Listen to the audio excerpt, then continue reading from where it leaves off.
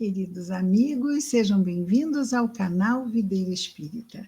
Meu nome é Cristina Brito e este é o programa Projeto 15 Minutos, o Livro dos Espíritos. Aqui diariamente estudamos mais ou menos 15 minutos a primeira obra da codificação espírita realizada por Allan Kardec, o Livro dos Espíritos. Atualmente estamos no livro segundo da obra, que é composto por 11 capítulos. Este livro segundo tem o título de Do Mundo Espiritual ou Mundo dos Espíritos. E estamos no quarto capítulo. O quarto capítulo fala da pluralidade das existências. E estamos vendo atualmente, dentro deste capítulo, o item que fala sobre a transmigração progressiva.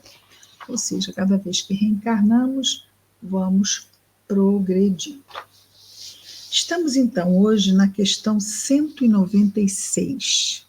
E nessa questão, Kardec pergunta aos espíritos: não podendo os espíritos melhorar-se, a não ser por meio das tribulações da existência corporal, é o que chamamos de quê?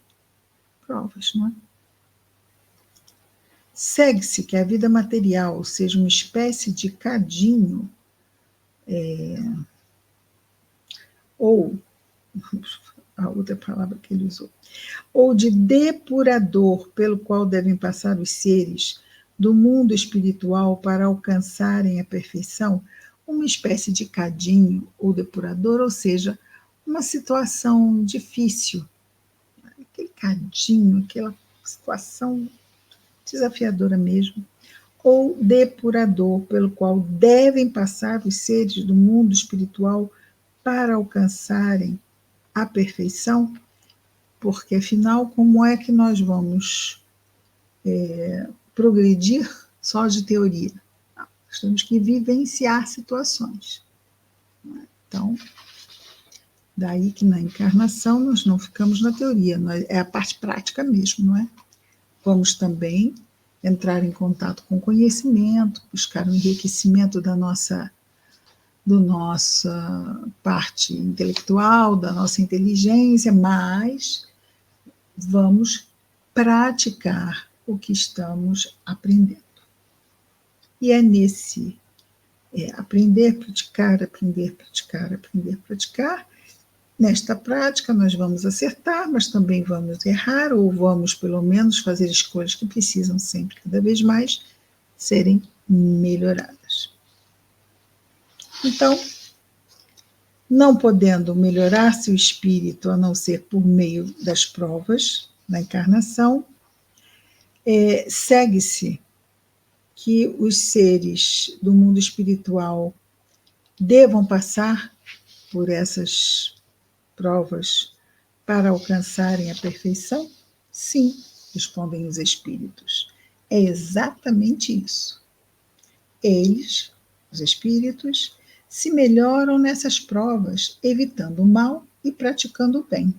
Porém, somente depois de muitas encarnações ou depurações sucessivas é que atingem, num tempo mais ou menos longo, conforme os esforços que empreguem, os objetivos, o objetivo para o qual se encaminham. Esse objetivo é a perfeição. 196A. É o corpo que influi sobre o espírito para que este se melhore, ou é o espírito que influi sobre o corpo? Resposta dos espíritos: teu espírito é tudo. Teu corpo é uma veste que apodrece. Eis tudo. Simples assim. Teu espírito é tudo. Teu corpo é uma veste que apodrece. Eis tudo. Kardec vai comentar dizendo assim: no suco da videira encontramos uma comparação material dos diferentes graus de depuração da alma. Ele, o suco da videira, ele contém o licor que se chama espírito no álcool. Espírito ou álcool, né? O espírito do vinho, o álcool. Mas enfraquecido por uma porção de matérias estranhas que lhe alteram a essência. Esta só chega à pureza absoluta depois de várias destilações, em cada uma das quais se despoja de algumas impurezas. O corpo é o alambique, no qual. É interessante essa comparação que ele está fazendo, né? O corpo é o alambique, no qual o espírito tem que entrar para se purificar.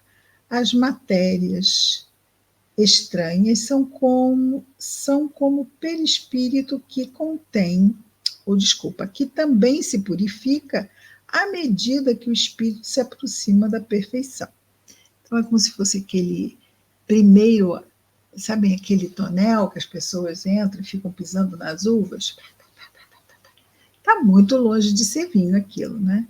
Então vejamos como o processo de se trabalhar a uva até que ela chegue na condição do mais elaborado e enobrecido vinho. Não é? Tem que ir filtrando, tem que ir maturando. Também assim o espírito. Outro item. Sorte das crianças depois da morte. Sorte. O que acontece com elas depois da morte? As crianças. Questão 197. O espírito de uma criança morta em tenra idade poderá ser tão adiantado quanto o de um adulto? Resposta. Algumas vezes muito mais adiantado. Porque pode ter vivido mais e adquirido maior soma de experiência, sobretudo se progrediu. Então, houve uma necessidade encarnatória de desencarnar em tenra idade. Isso não quer dizer que seja um espírito atrasado, é isso que os espíritos dizem aqui. Pode ser muito mais adiantado do que alguém que está na fase adulta. Por quê? Porque, afinal, nós já tivemos inúmeras encarnações antes. O que está acontecendo aqui não pode se fazer uma leitura do espírito por uma única encarnação, né? Não faria nenhum sentido. 197A. Então, o espírito de uma criança pode ser mais adiantado do que de seus pais, do que seu pai, não é? Isso é muito frequente. Então, o espírito de uma criança pode ser mais adiantado do que o espírito que nessa encarnação é seu pai? Isso é muito frequente. Não o vedes vós mesmos tantas vezes na Terra?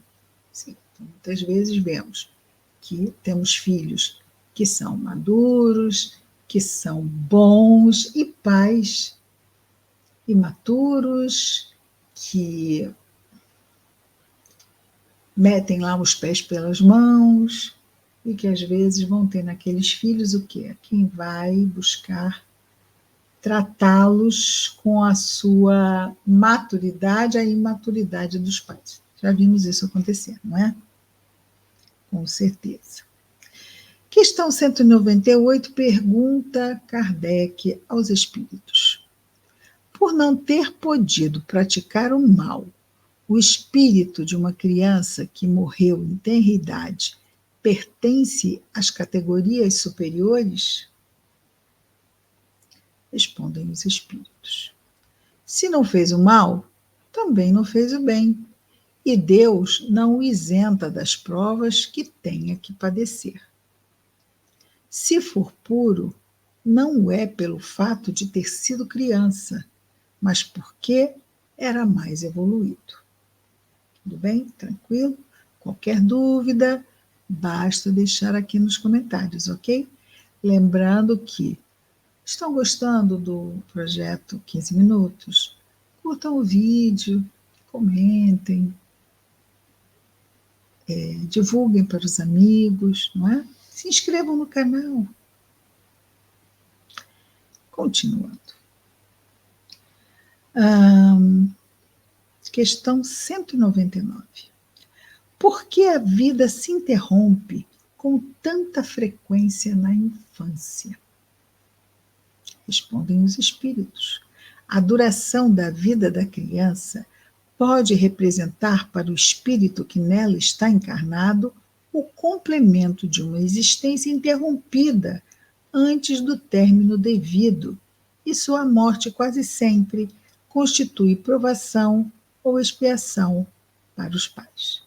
Então, vamos ver frequentemente isso acontecer em casos de suicídio, direto ou indireto, ou seja, tenha a pessoa procurado de forma consciente dar termo à sua encarnação ou inconscientemente através de um vício que pode promover uma desencarnação antecipada. Então, muitas vezes, nesses casos, há essa necessidade de ter essa encarnação, até porque drena o resto da energia que, na verdade, era da outra encarnação e já serve como expiação de uma má escolha numa encarnação passada com relação à proteção da própria vida. 199A. Em que se transforma o espírito de uma criança que morreu em tenridade? Resposta dos espíritos. Ela morreu em tenridade. Vai para onde? Mundo espiritual. Lá ela vai ser o quê? Um espírito errante. Ou seja, um espírito que está entre uma encarnação e outra. Se ela termina uma encarnação, o que acontece com ela?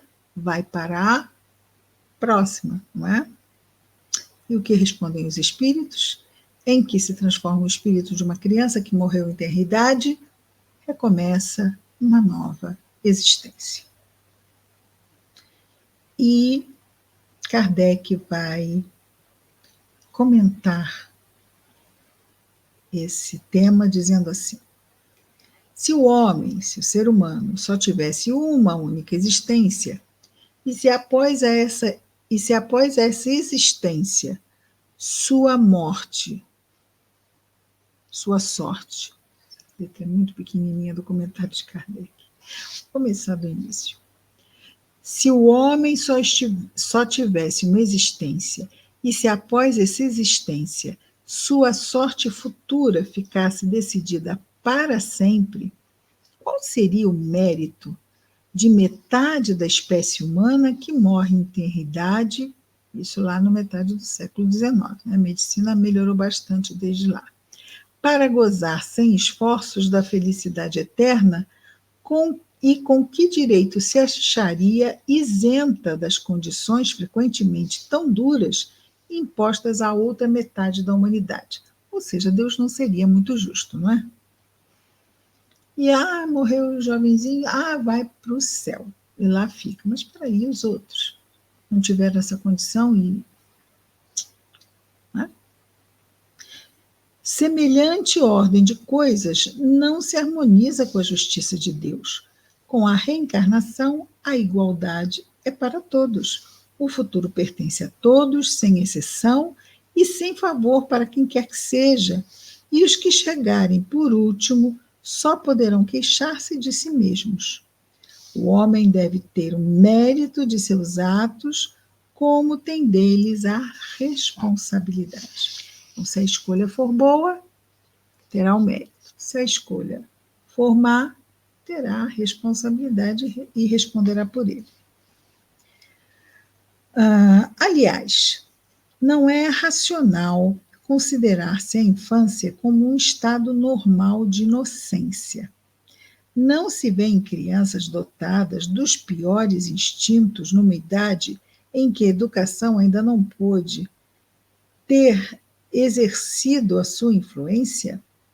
Não se vê em algumas que parecem trazer do berço a astúcia, a falsidade, a perfídia, até mesmo o instinto do roubo e do assassínio, não obstante, ou seja, embora os bons exemplos de que estão cercados, a lei civil as absolve de suas más ações.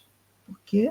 Porque não têm ainda condições de serem imputadas por possíveis crimes, não é? As crianças. A lei civil as absolve de suas más ações porque diz ela, a lei, agiram sem discernimento. E tem razão, porque de fato elas, as crianças de tenra idade, agem mais por instinto do que intencionalmente. Mas de onde podem provir, ou seja, de onde vêm os instintos tão diversos em crianças da mesma idade, educadas nas mesmas condições e sujeitas às mesmas influências. Temos isso entre irmãos, não é?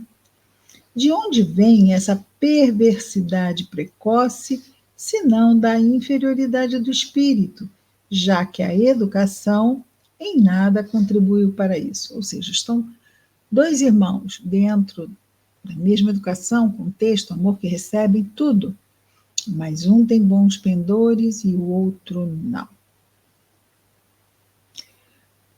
As crianças que são viciosas o são porque seus espíritos progrediram menos e têm então de sofrer as consequências, não dos atos que praticaram na infância, mas do que os atos de suas existências anteriores. A lei, portanto, é a mesma para todos e a justiça de Deus a todos alcança.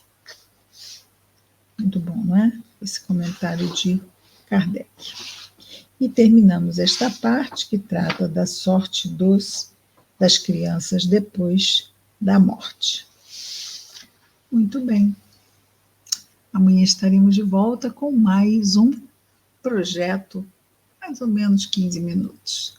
O Livro dos Espíritos. Até amanhã. Muita paz a todos.